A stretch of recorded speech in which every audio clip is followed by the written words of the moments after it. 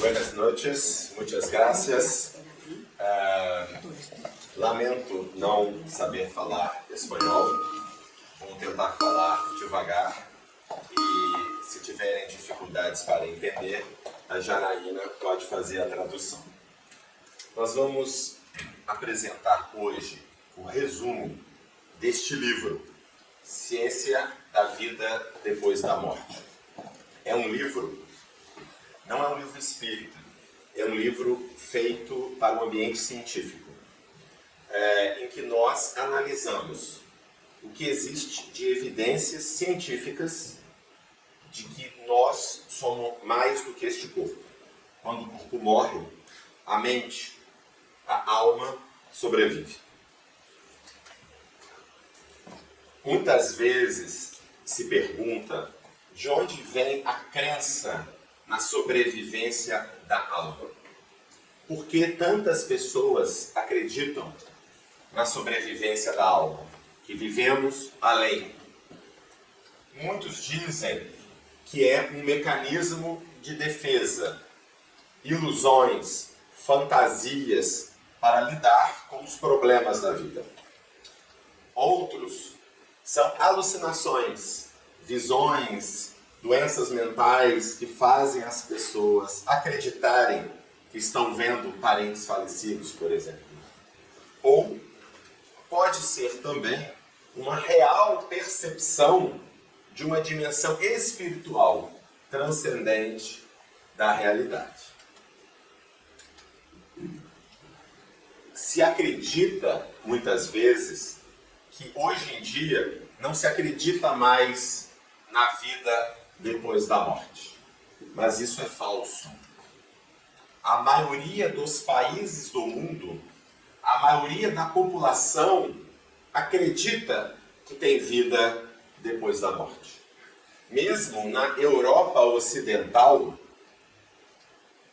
apenas 40% acredita que quando a gente morre é o fim, que não há vida depois da morte. Então é a minoria, mesmo aqui na Europa Ocidental. E ao contrário do que se imagina, não é verdade que maiores níveis de educação diminuam a aceitação desta crença. Em países como França, Rússia e Brasil, quanto maior o nível de educação, maior a aceitação de que temos uma alma e que há sobrevivência depois da morte. Está dando para entender? Sim. Tudo bem? Se alguém... Está tudo bem? Se alguma coisa que eu falar não ficar claro, a Janaína recorre, ok? Uma outra questão.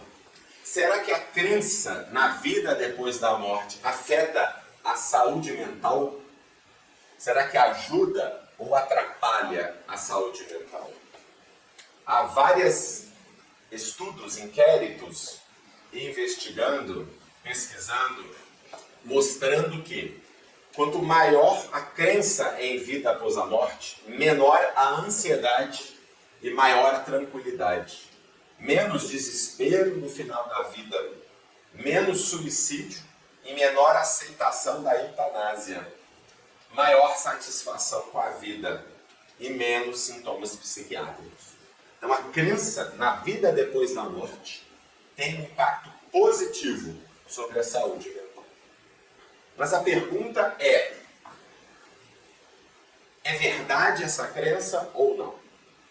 Baseado nisso, primeiramente, nós fizemos um estudo, uma revisão da literatura científica para ver o que existe pesquisa de estudos sobre a sobrevivência da vida após a morte.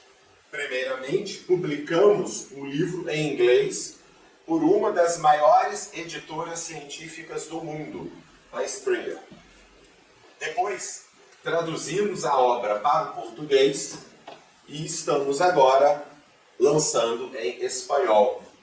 E vai sair em alemão no mês que vem também. O objetivo do livro é apresentar e discutir a melhor evidência científica para a sobrevivência da consciência humana, da mente, da alma, do espírito, depois da morte corporal. Muitas pessoas acham que este não é um tema da ciência, que a ciência não poderia tratar deste tema, que seria um tema só da filosofia ou da religião. Mas existem mais de 150 anos de pesquisas científicas sobre o tema. Muitos dos melhores científicos do mundo estudaram este tema. E vamos agora apresentar um resumo do que existe de pesquisa sobre isso. Primeiro, as experiências de quase morte e também experiências fora do corpo, extracorporais. E são artigos publicados, nós vamos sempre citar aqui revistas científicas, médicas, psicológicas, neurocientíficas. Tudo que eu vou citar aqui são pesquisas científicas de qualidade. A revista, é que você traduziu até o nome da revista. Lancet, não. Essa é a, não tem o A. Lancet. Lancet é provavelmente a melhor revista médica do mundo, uma revista inglesa. E eles publicaram nesse artigo sobre as experiências cercanas da morte. O que é interessante, na visão materialista, o cérebro produz a mente. As atividades elétricas e químicas do cérebro geram a mente, o eu, o que pensa, o que sente. Segundo esta visão materialista, quando o cérebro para de funcionar, a mente desaparece. Quando o cérebro morre, eu não existo mais. Morro. Porém, nas experiências cercanas da morte, o cérebro não está funcionando bem. Muitas vezes, uma parada cardíaca. O coração para de funcionar. Com isso, não chega mais sangue no cérebro. O cérebro para de funcionar. Se o cérebro para de funcionar, na visão materialista, não poderia haver consciência, ou estar desperto, percebendo as coisas, consciente. Tudo bem? Porém, nas experiências cercanas da morte, o coração muitas vezes para de funcionar, o cérebro para de funcionar, mas a pessoa diz que estava acordada, percebendo o que estava acontecendo. Ou seja, ela tem a consciência clara com o cérebro danificado, sem funcionar bem. E essas experiências de quase morte, a pessoa está muito doente, ou um acidente, hemorragia, ou uma parada cardíaca, e ela se vê fora do corpo, observa o corpo, tem uma visão da própria vida, de toda a vida, encontro com seres espirituais, com pessoas que já morreram, e muitas vezes ela descreve coisas que aconteceram durante o procedimento, por exemplo, de ressuscitação cardíaca. Ela descreve com precisão essas coisas. E é exatamente o que eu vou contar um caso agora. Eu não sei se talvez precisa de ajuda a contar esse caso. Um paciente, uma pessoa, estava andando pela rua na Holanda. Isso está nessa revista.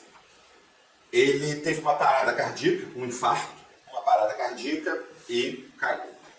Foi levado de ambulância para o hospital. Chegou no hospital morto, coração parado, sem respiração. Mesmo a pupila do olho, ela não respondia à luz. Quando colocamos a luz na pupila, a pupila contrai. Quando a pupila não contrai, é que o cérebro não está funcionando. E a equipe médica tentou fazer a reanimação, massagem, adrenalina, choque, quase desistiram. Depois de meia hora, 30 minutos, o coração voltou a bater. Tudo bem?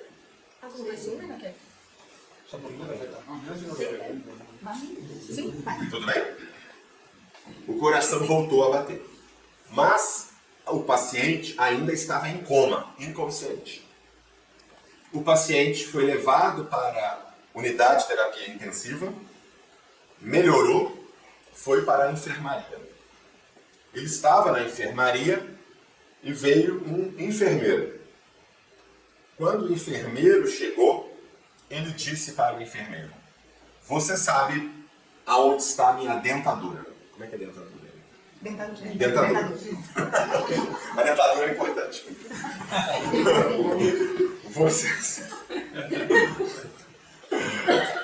Você sabe aonde está a minha dentadura? O enfermeiro olhou, assustado, e falou: sim, você estava lá quando eu cheguei. Estava você e um médico. E o paciente descreve. Ele falou: eu me vi de cima, no teto, eu vi você e vi o médico. E eu vi quando vocês iam me entubar, viu que eu tinha uma dentadura. Você tirou minha dentadura, colocou na gaveta de um carrinho cheio de potes em cima de vidros, o carrinho de parada, colocou lá. E começaram a me reanimar. E teve uma hora que eu fiquei muito preocupado, muito desesperado, porque vocês começaram a desanimar. Falaram que iam parar, iam desistir. E eu gritando: não para não, que eu estou aqui ainda. E o enfermeiro, completamente atônito, porque era verdade aquilo tudo, e ele viu que aquele paciente estava completamente morto. Pupila não reagia, coração não batia. Como ele observou, viu aquilo tudo. E então, este é um exemplo de percepção verídica verificada. A pessoa descreve coisas que aconteceram quando ele não poderia, pelo cérebro não estar funcionando, ter percebido. Indica que a mente, a consciência, está funcionando quando o cérebro não está funcionando. Ok? Há muitos estudos, muitas publicações científicas sobre isso. Tem um capítulo inteiro no livro que nós tratamos sobre isso. E aqui são algumas dos artigos que publicam sobre o tema. O caso do Chaffin. Aparições. Outros estudos sobre aparições. Em 1905, uma pessoa, ele faz um testamento. Esse testamento, ele tinha 3 filhos. E ele deserdou 2 filhos e deixou todos os seus bens para um dos filhos só. Tudo bem? Tudo para um dos filhos. Só para o terceiro filho. Só que, alguns anos depois, em 1919, ele faz um novo testamento. É testamento que fala assim? Um novo testamento, e não fala para ninguém. Um testamento secreto. Tá certo? E ele guarda aquele testamento e não conta para ninguém. Provavelmente, ele imaginou que depois ele contaria. Mas nunca deixe para amanhã o que você pode fazer hoje. Ele morreu. Ele sofre um acidente, uma queda, e ele morre. E ninguém sabia deste novo testamento. Então tudo foi para o terceiro filho. Tudo foi para o terceiro filho. Ele herdou tudo. Aí, em 25, o segundo filho começa a ter visões do pai à noite. Ele estava na cama, ele vê o pai. E começa a ficar preocupado. Várias noites. Numa das noites, o pai aparece para ele e diz: você vai encontrar o meu testamento no bolso deste meu casaco. E aí eles procuram este casaco. Estava na casa da mãe. Não, foram na casa da mãe, não estava com a mãe, estava com outro filho. Foram no outro filho, acharam o casaco. Procuraram o bolso estava costurado, tiraram e tinha um papel, um recado, um bilhete, dizendo que encontrará uma letra com a letra dele, dizendo para ler a Gênesis, capítulo 27, da antiga Bíblia do pai. E encontraram a Bíblia na casa da mãe. No capítulo 27 do Gênesis, estava dobrado aquelas páginas, e lá dentro estava o testamento, que foi levado à justiça nos tribunais, e vários testemunhas, 10 testemunhas validaram a caligrafia dele, mostrando que era verdade. Ou seja, neste caso, a pessoa faleceu, mas ela queria que a vontade dela fosse realizada. E o filho, o segundo filho, teve uma visão com uma informação que nenhuma pessoa viva tinha. Ninguém no planeta Terra sabia que existia esse testamento e onde ele estava. Mostra que o Shafim, que é o nome dele, aquela mente, aquela alma, manteve a memória, o sentimento e a vontade de realizar as coisas. Mais um exemplo de sobrevivência da consciência. Ok? Existem também muitos estudos sobre a mediunidade. Okay? Há vários tipos de pesquisa. A revista chama Explore, na realidade tem um E aqui, Explore, é uma revista científica que publicou uma revisão de 18 experimentos controlados com médiums, de tal forma que o médium não conseguia fazer fraudes, ele não conseguia pescar informações das pessoas e mesmo assim produzia informações verdadeiras. E nós realizamos, no nosso grupo de pesquisa, no NUPS, recentemente, um outro estudo, e eu vou contar aqui para vocês. Esse estudo foi publicado na Explore. Nós trouxemos médiums que moravam muito longe de onde nós estávamos. Neste caso, este médium morava a mais de 2.000 quilômetros de distância de onde nós estávamos, em Juiz de Fora, Minas Gerais. Esse médium nunca tinha vindo a Juiz de Fora e nós selecionamos na cidade de Juiz de Fora 115 pessoas que tinham perdido algum parente recentemente, enlutados. E tentamos ver se o médium conseguia obter alguma informação, algum contato mediúnico com as pessoas falecidas. A pesquisa era para ver se o médium, em condições controladas, que não tinha fraude, se ele conseguia produzir informações corretas, verídicas, sobre a pessoa falecida. Tudo bem? Hago un breve resumen. ¿Sí? Sí, Mira, porque él no... Pues en esta investigación, que está en su grupo espírita, trajeron un medium que venía de muy lejos, más de 2.000 kilómetros, y reclutaron más de 100 personas, que eran personas que habían perdido a seres queridos anteriormente. Y la misión del medium era recabar información para saber si esta información que le estaban dando de las personas fallecidas, si era verídica, si era verdadera. Entonces, la investigación consistía en un ambiente controlado, averiguar si el medium era capaz de establecer contacto con estas personas y ofrecer información que fuera verdadera.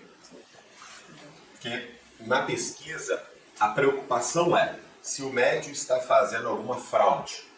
Okay? Sem engano. Ou se ele está obtendo informações sobre a pessoa falecida pela internet conversando com outras pessoas, fingindo que é um médium. Okay? No nosso caso, nós acompanhávamos o médium até o centro espírita. O médium não tinha conta, não tinha celular, ele não tinha nem nada. E o pesquisador ficou com ele o tempo todo. O pesquisador, eu fiquei com ele o tempo todo. E ele foi filmado todo momento. Então não tinha como ele obter informação. Nem no banheiro ele podia ir. Ele tinha que ficar ali sendo observado o tempo todo. E o que acontecia? Primeiro, esse médium, ele conversava uma breve conversa com os familiares enlutados. Okay? Mas tudo isso foi filmado. Então tudo que o familiar falou, nós anotamos. E vimos se o que o médium falou poderia ser deduzido do que o familiar disse. Ou se ele produziu algo a mais. Quer explicar isso? Sí. Como quedó todo grabada, toda la conversación que hubo aquí. Y entonces lo que ellos querían establecer era, con estas grabaciones, si el medium hubiese podido deducir después la información a partir de la conversación que había establecido con los familiares.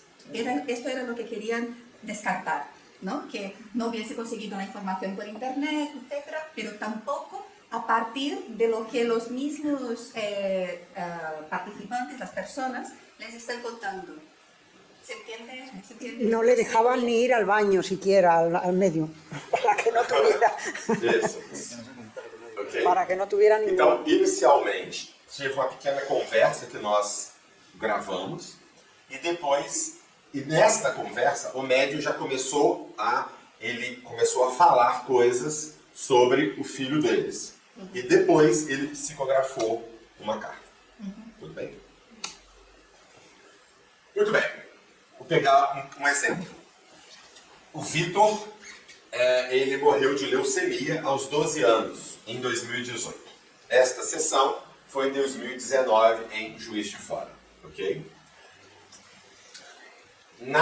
No encontro, nessa conversa, o médium produziu 39 afirmações sobre o Vitor. E na carta tinha 18 afirmações que poderiam ser verificadas. Okay? Só que, ao todo, foram 57 afirmações que nós fomos verificar. Mas, por exemplo, 6 eram deduzíveis e corretas. Por exemplo, o Vitor, 12 anos, gosta de jogar videogame. Não é vantagem nenhuma. Garoto de 12 anos, todos gostam de videogame. Então, a gente não contou. Quer explicar isso? Sí, que hay algunas afirmaciones, ellos estaban, en total hay 57 afirmaciones entre las que se sacaron de la entrevista y que se sacaron de la carta, que después psicografió. Entonces, lo que intentan averiguar es si cada una de esas afirmaciones eran correctas a partir de lo que les estaban contando. Sí, también que muchos niños juegan... Exacto. Hay alguna deducible, por ejemplo. Hay algunas que son correctas, pero son pasibles de ser deducibles, ¿no? Deducidas. Por ejemplo, Víctor, pues era un niño de 12 años, le gustaban los videojuegos. Entonces es obvio, porque todos los niños de 12 años les gustan los videojuegos. No hace falta ser medium, ¿no? Con grandes capacidades para deducir eso. Entonces es correcto, pero era deducible. Entonces se contabilizou ali entre correto e deducível. Ou então, a informação já foi, o médium, o parente tinha falado, por exemplo, nós tiramos também. Entonces, aquella información que los propios familiares ya habían aportado, aquí hay 4 en total, foram eliminadas do estudo. Isso. Então, das 57 informações, 30 eram específicas, corretas e não haviam sido passadas antes para o médium. Ok? E eu vou dar exemplo dessas 30. Assim que o médium começa a conversar com o familiar, ele fala: por que eu me vejo na parte traseira de uma motocicleta? Não faz muito sentido. Eu vou falar sem traduzir depois. O Vitor estava com leucemia terminal. Ia morrer em poucos dias. Os médicos deram uma licença para ele passar o final de semana com a família. E a família, ele ia passar o final de semana com a família, e depois ele voltaria para o hospital para os dias finais dele, até a morte dele. A família o levou para uma chácara, para um sítio. E o garoto de 12 anos, ele era muito alegre, apesar de muito doente, ele era muito alegre. E ele pediu para o pai para ensiná-lo a andar de motocicleta. Ensinar a andar de motocicleta. E o pai ensinou. A última lembrança alegre que eles têm do garoto é ele andando com a moto e gritando e rindo. Sí. Que el Víctor era enfermo terminal de leucemia. Entonces salió del hospital, tuvo un permiso médico para ir con la familia, y estando con los padres, le pidió al padre que le enseñara a andar de motocicleta. Y el padre le enseñó. Entonces era el último recuerdo feliz que que ellos tenían de Víctor. Ahora, una cosa importante es que cuando empieza la entrevista, empiezan a hablar con el medium les pregunta a los padres, ¿por qué me veo en la parte trasera de la motocicleta? Porque como estaban hablando de leucemia, no tenía por qué, no había razón para verse en una motocicleta, no era una información que había sido compartida con anterioridad. Isso. Depois, um outro exemplo. Esse aqui são alguns dos 30 exemplos. Um outro exemplo. Não sei porque eu estou vendo rosa. Quem é rosa? Não faz sentido, a princípio, para nós, mas a família conta que durante as várias internações do garoto, muitas das mulheres que cuidavam dele, enfermeiras, às vezes a médica, a faxineira do hospital, se chamavam Rosa, Rosilda, Rosália. Então havia uma piada, uma brincadeira de que ele era cercado de rosas. Otra información de este tipo es que muchas de las personas que le cuidaban al niño se llamaban Rosa, Rosilda, variantes Rosalinda. cercanas de Rosa, Rosalinda. Entonces había esta especie de chiste entre las personas que le atendían de que el niño estaba envuelto en rosas. Y por esto el medium dice, no sé por qué estoy viendo rosa. ¿Quién es Rosa? Que também é uma informação que não havia sido compartilhada com ele.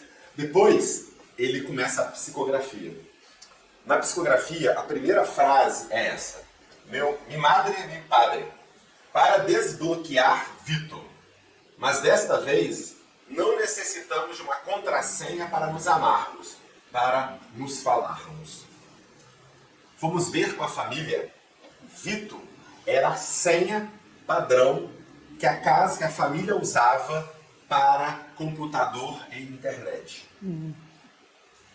La primera frase que psicografió, que el medium escribió a través del espíritu, ¿no?, que se estaba comunicando, el niño de 12 años, fue esta. Mi padre y mi madre, para desbloquear Víctor. Pero esta vez no necesitamos una contraseña para amarnos, para hablarnos. Entonces, cuando fueron a averiguar con los padres, Víctor era la contraseña que utilizaban en los ordenadores y televisiones de la casa. E depois ele escreve assim na carta. Sempre que eu posso, eu faço uma brincadeira. Frozen palminhas. Palminhas, aplaude. Frozen palminha. O que é isso? Vamos conversar com a família. Bom, Frozen é o desenho Frozen. Vocês devem conhecer o desenho Frozen. Era um garoto muito alegre, muito brincalhão. E quando ele queria fazer uma brincadeira, debochar, brincar com os colegas, ele falava assim, Frozen! E batia palma. Era um modo muito peculiar dele de brincar. E é exatamente o que está escrito aqui. Bueno, supongo que lo entendéis, ¿no? Que el niño le gustaba hacer chistes, ¿no? Y una forma que él tenía particular de reírse o de hacer esos chistes era de decir Frozen, que es este personaje que nosotros conocemos, ¿no?, de la película, y aplaudir. Entonces lo hacía a menudo. E depois, no final da carta, ele desenha este carro. e fomos visitar a casa dele, ele tinha dezenas de desenhos. Esse é um desenho que ele fez em vida. Ele adorava dar desenhos de carro para todo mundo, para as pessoas no hospital, para todo mundo. Então esse é um desenho que ele fez em vida e este é o desenho que ele termina a carta. Então esse é um exemplo de sobrevivência da memória, da consciência, do estilo de personalidade, do conjunto do que é o Victor. Okay? Então, esse é um exemplo dessa pesquisa que nós na realidade temos vários outros casos que nós documentamos. Esse é um exemplo, tá? De sobrevivência. E por fim, o último linha de investigação, de pesquisa, são os das crianças que referem memórias de vidas passadas. Okay? Esse é um artigo de revisão que nós publicamos também. Existem mais de 2.500 Cases of Reincarnation Time, casos tipo de reencarnação, publicados na literatura científica. São crianças, ninhos, assim que começam a falar, dizem que viveram uma vida passada. Dão nomes, dão o modo como morreram, hábitos, etc. E eu vou contar um caso verídico. Essa é a Purnima Ekanawaki. Ela é uma garota, que nasceu no Sri Lanka, em 1987. Quando ela tinha uns 3 anos de idade, mais ou menos, teve um acidente na vizinhança, perto da casa dela, e uma pessoa morreu atropelada. Mas ela não conhecia a pessoa que morreu, ela não viu o acidente, ela ouviu as pessoas falando. Mas ela teve uma reação muito exagerada, falando: nossa, quem atropela os outros é muito mal, né, mãe? Que coisa horrível quem faz isso. Foi uma reação muito exagerada. En este caso, esta niña nació en el 87 y 3 años después, en el vecindario, una persona murió atropellada. Y entonces esta niña de apenas 3 años tuvo una reacción exagerada, muy grande, afirmando que, diciéndole a su madre: mamá, una persona que mata a otra, que atropella a otra, es muy mala. Okay. A mãe achou estranho, mas deixou. Depois, ela estava assistindo na televisão um documentário sobre um templo lá no Sri Lanka, um templo famoso. E ela disse: eu já vivi lá. Eu morava depois de um rio que passa atrás do templo. Eu vendia incensos. Eu morava do outro lado do rio, desse templo, e eu fazia incenso de marca Ambika e Geta Pitya.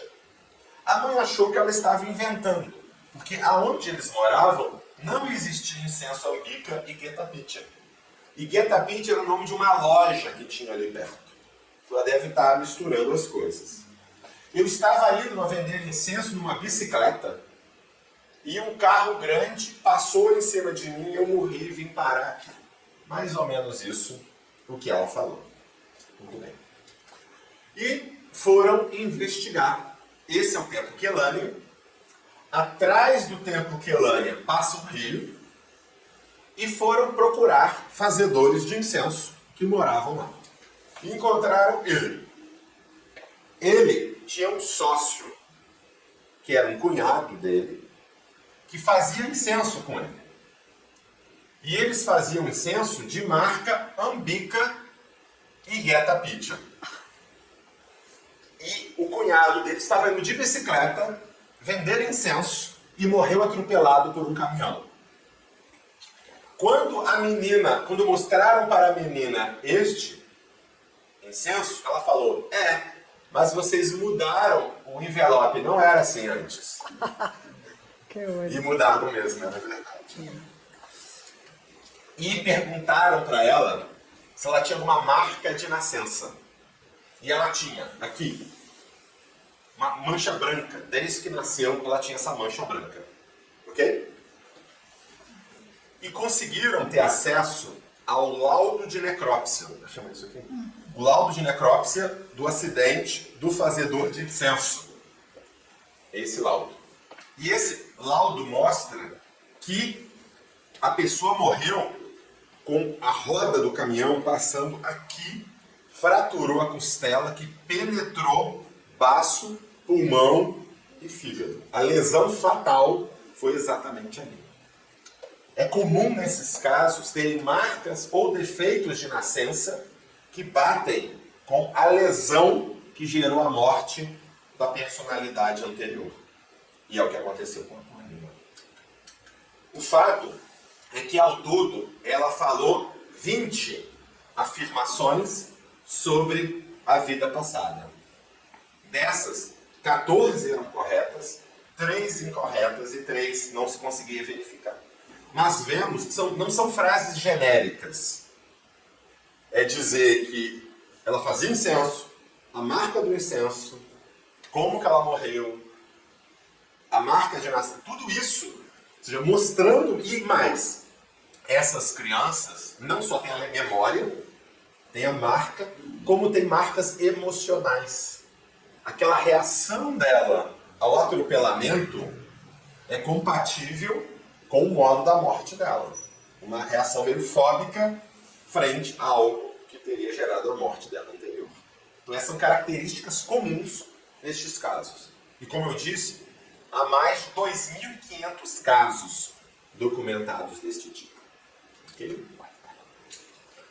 Hago un pequeño resumen. Pois tá. Entonces, esta niña fueron a intentar averiguar todo lo que ella decía y encontraron el templo, la descripción de los alrededores y al final encontraron una persona que sí que producía el incienso que ella decía que producía y su cuñado había muerto atropellado cuando iba en bicicleta a vender incienso. Entonces, de todas las explicaciones, todas las frases que son las afirmaciones que ella decía, pues hay un conjunto de 20 afirmaciones, de todas las 20, pues 14 eran correctas, 3 no eran, son indeterminadas y 4 son incorrectas, pero son frases muy precisas sobre cómo murió, las cosas que hacía, etc. Un conjunto de afirmaciones que después se pudo comprobar, ¿no? Y las marcas de nacimiento que la niña tenía ahora en esta encarnación son compatibles con las marcas físicas del óbito, ¿no? Que le dejaron, del accidente que le produjo la muerte en la encarnación anterior, y la reacción emocional que había tenido a la muerte de un vecino que había sido atropellado es una marca emocional de esta encarnación, de este trauma, ¿no? Que le había quedado a la. Y lo curioso es también que vio que el papel que decía ese no es el mismo que teníamos cuando lo hacíamos, ¿no? Que habéis cambiado. É impressionante. E perguntaram para ela como fazer incenso. E ela descreveu que tem 2 modos de fazer incenso, disse corretamente como fazer incenso. Quando você junta essas pesquisas de vários tipos, eu dei apenas alguns exemplos, mas há muitas pesquisas sobre tudo isso, discute no livro com mais detalhes, pesquisas de experiência de quase morte, cercanas da morte, experiências fora do corpo, experiências de aparições mediúnicas, de memórias de vidas passadas. Todas elas sugerem, mostram de modo bastante sugestivo de que a mente, a alma, sobrevive quando o corpo não existe mais. Mas na ciência, quais são as possíveis explicações para este fenômeno? Pode ser a fraude. Claro que existem fraudes, mas há muitos casos, como a pesquisa que nós realizamos, não tinha como ter fraude. Casos como esse das crianças, em todo o mundo, com características muito semelhantes, não são sugestivas de fraude. Que apenas por um acaso, por um azar, que acertou uma informação, as informações do Vitor, as informações da Purnima, não dá para acreditar que é apenas por acaso, por chance, por azar que se acerta, né? Ou apenas que a mente inconsciente fantasia essas informações com tanta precisão?